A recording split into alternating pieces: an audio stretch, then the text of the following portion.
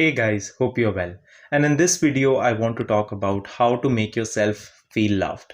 Now, this is a very requested and a very important video because if you actually grasp this, you will have a very improved chance of receiving your manifestations. But that's just not all. You will also have a great chance of feeling great about yourself. You will feel peaceful, you will feel confident, which is eventually the goal of everything that we do, right? Eventually, it's to be in a place where we can receive what we want, but also we are in a state of peace, confidence, love, power. That's what our goal is. So I will divide this video. This will be an extensive video. I will explain everything about what is self-love, why is it important, what are the different ways through which you can put yourself in a position where you start to love yourself better. So let's start with the first one, which is what is self-love? So in simple terms, self-love is the ability to do what you need to do regardless of what you feel that you should be doing, if it improves you and puts you in a position where you are eventually able to reach to the goal that you have fixed in your mind.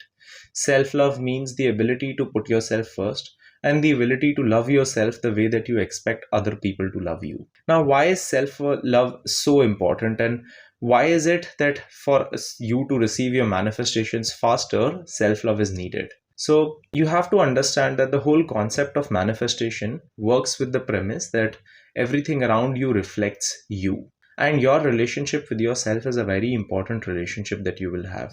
And the way that this relationship goes forward is the way that all your relationships would be. Now, of course, there will be exceptions and there will be different things that you will have to work on in different situations and different areas. But largely and generally, self-love is going to be very important for your manifestation journey.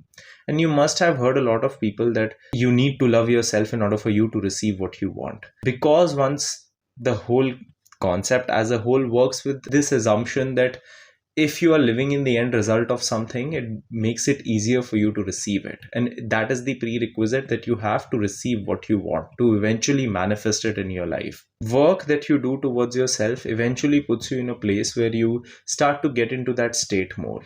Also, self-work, self-love will also improve your self-concept. And you also know that self-concept improving will have a direct impact on how you perceive your desires and how you see them. So this is why it is a very essential topic, and not just because of that, but also because receiving these things in a sustainable way is also your goal, right? So you need to actually understand that this is not a want, it's a need. Self-love is a need, not just because of your manifestations, but regardless of it.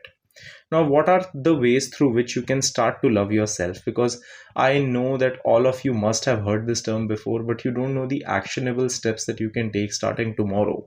So I will give you some activities that you can do and some things that you can do on a practical basis that can make you feel like you love yourself.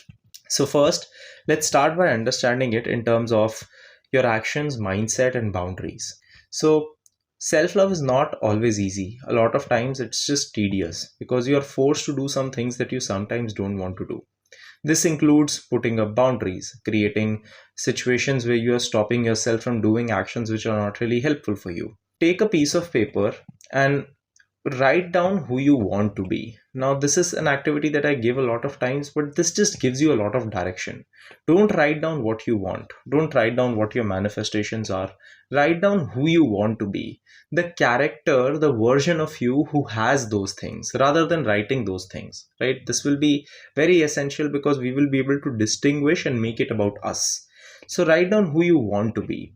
After you write down who you want to be, ask yourself, what are the actions that this person will take? What are the boundaries that this person will have? What would be the mindset of this person that is different from where I am right now? In our hearts, we all know a lot of things that we are doing wrong. And if we just start changing those, we will anyway have a massive effect in our life. So usually we don't lack knowledge, we lack implementation because we always have reasons for not implementing.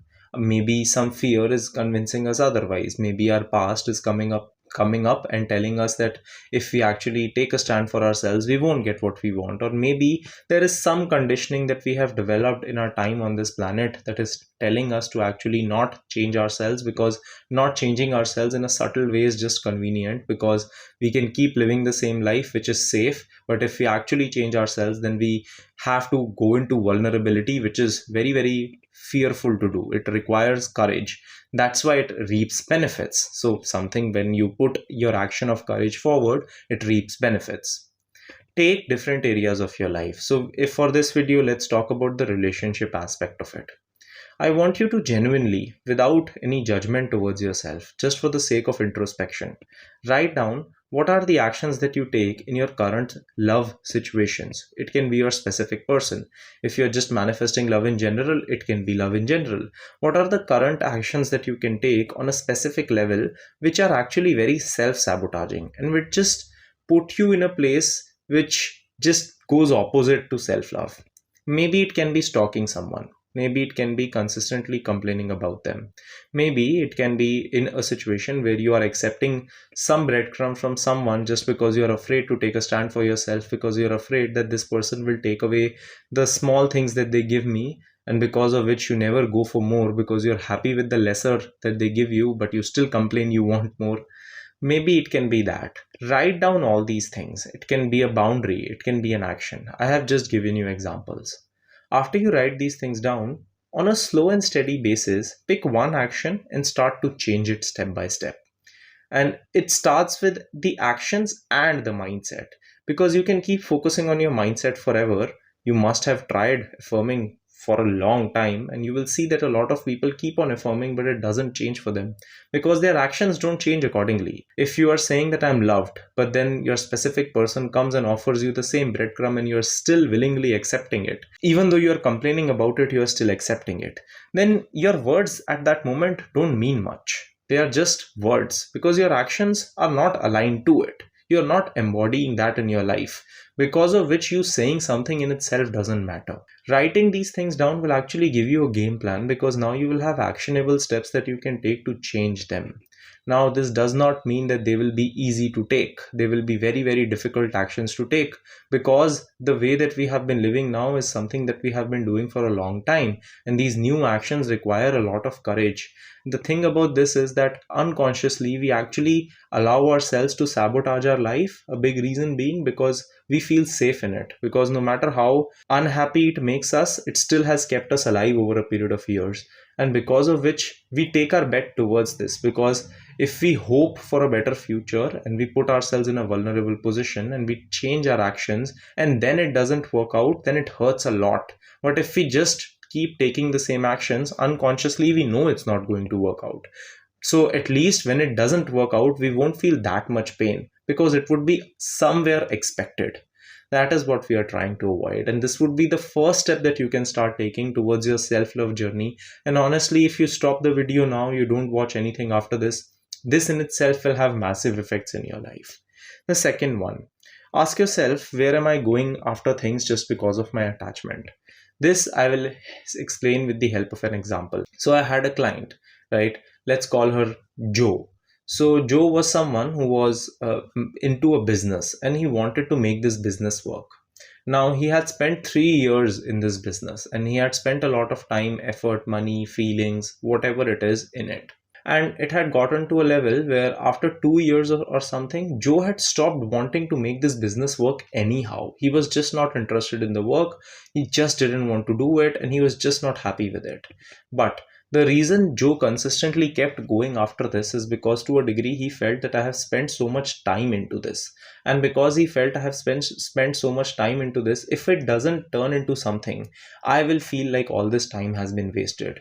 But no time is ever wasted, because it made Joe learn a lot of things. And because of which, even if it didn't give him the tangible results, it made him a different person. And him being a different person is a gift to the world and eventually to himself, because if he changes, he is also going to get different things which are going to be great and going to be good for Joe, right?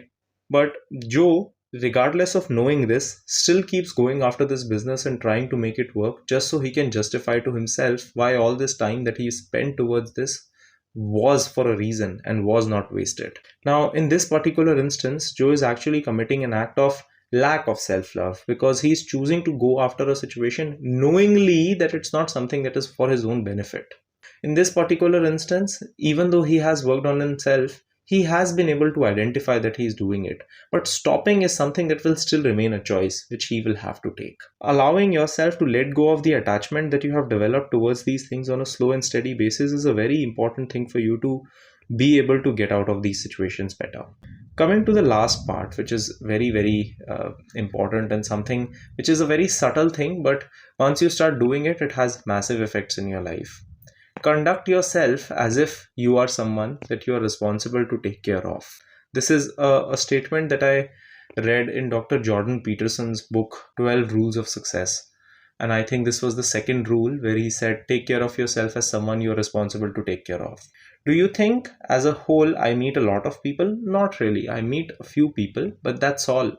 Do you think on a daily basis I need that night routine and the morning routine that I posted about?